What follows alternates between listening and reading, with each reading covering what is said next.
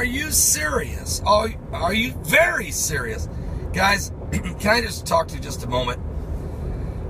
We got to talk about Donald Trump and the thump on the stump. I'm trying not to laugh, but it truly was a Donald Trump thump on the stump last night. He was in spectacular form again. I actually think this was probably his best speech he's ever given. I think it was even better than his Mobile, Alabama speech last Friday and his New Hampshire town hall press conference and speech he gave in New Hampshire, I think about a week ago. So here, this is the third major rally for him. This one was in a room of about 2,500 people. But he started out with this press conference, and the Univision anchorman, a guy by the name of Ramos, just goes after Trump. I mean, Trump's not even to the podium yet, and he goes after him. Now, Trump tries to, excuse me, you know, I haven't called on you yet. I'm going to work with you. Excuse me. And the guy doesn't want to stop. He's not asking a question. He's making a dissertation. So he's thrown out of the room. All right. So I'm thinking, oh boy, this is going to be something. But then Trump lets him back in and lets him ask several questions. He really does. And I think Trump handled that as well as he could possibly handle that. I could feel the passion of Ramos. I understand Ramos's position. It has to do with building that wall, you know, and literally eliminating illegal immigration. And so, you know, you can understand the passion of the people, especially the desperation that many of our wonderful friends from South America and Mexico and that are truly just trying to make a living. So, you know, I understand it totally. But once again, Donald Trump in rare form, just unbelievable, really took a lot of questions. He's the only candidate that's making himself that accessible all the time. But his speech was vintage Trump, building a wall. It's going to have a beautiful door in it. You know, the economy, we're going to get all the jobs back. You know, we're going to bring all the plants back, which is the greatest news. America wants to hear this. We're so tired of our criminal politicians in Washington, the establishment, selling us out every day. I mean, we're just tired of it. We're tired of it. And so, you know, Donald Trump has struck a nerve. He has found the passion within the American people.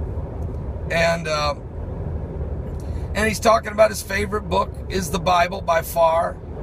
His book he wrote, The Art of the Deal, he says the second, which I read that book probably almost 15 years ago, I'd say, maybe longer. You know, but Donald Trump continues to just shake up the whole political scene. He can't be bought. People like that. And so, I don't know. You know, Dr. Ben Carlson's doing a great job. He's a very righteous man, and he's moving up in the polls.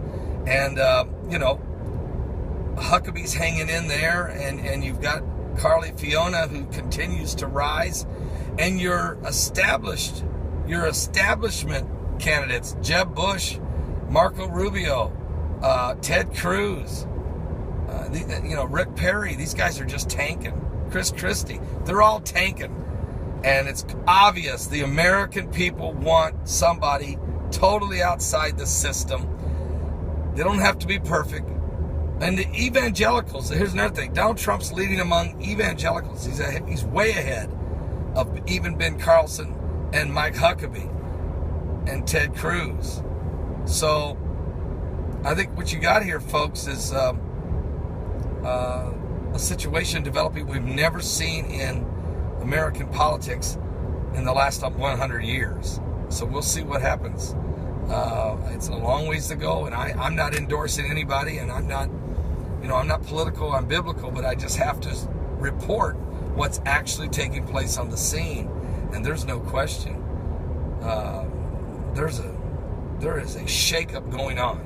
Everything is being shaken loose, and it's what the Bible said would happen in Hebrews chapter 12, verse 26. The Lord said, I will shake the earth. but I will shake the heavens and the earth also. The heavens also. And anything that doesn't remain. And I believe that means spiritually, economically. We're in this judgment phase. First, you get a bad king. There's 3 phases of judgment if you study the children of Israel in the Old Testament. First, after a while, God gets tired of the pagan worship and the corruption and the injustices. So he gives them a bad king. We've had that. We've had Obama for 6 years. Let's face it. We're not rejoicing in this guy. The second phase is the abominations are then revealed. Look at Planned Parenthood videos. Look at the stock market that's shaking out. Look at Hillary Clinton's email scandal. Look at Lois Lerner's email scandal from the IRS, the whole IRS scandal. Look what the NSA's been doing to American people. Look at Fast and Furious, what Obama was doing with these guns into Mexico. I mean, look at Benghazi and how that was handled. I mean, just look at this. You talk about, I can't even name all of them. So we're in the revealing stage. But there's a third phase of judgment on America and anyone. And that is when you go under captivity. Children of Israel, if they didn't repent through the bad king, if they didn't change their ways through the revealing process, when he began to reveal their abominations to Ezekiel, then the third phase, God allows Israel to be taken into captivity. Whether it's the Babylonian Empire, whether it's the Roman Empire, whether it's the Persian Empire, he allows captivity to come. And we're in phase 2, America. We're going to have to make a decision. Are we going to keep God in this nation or not? I'll be back with more current world events and how they relate to Bible prophecy, all right? God bless. Give your life to Jesus Christ. We are running out of time.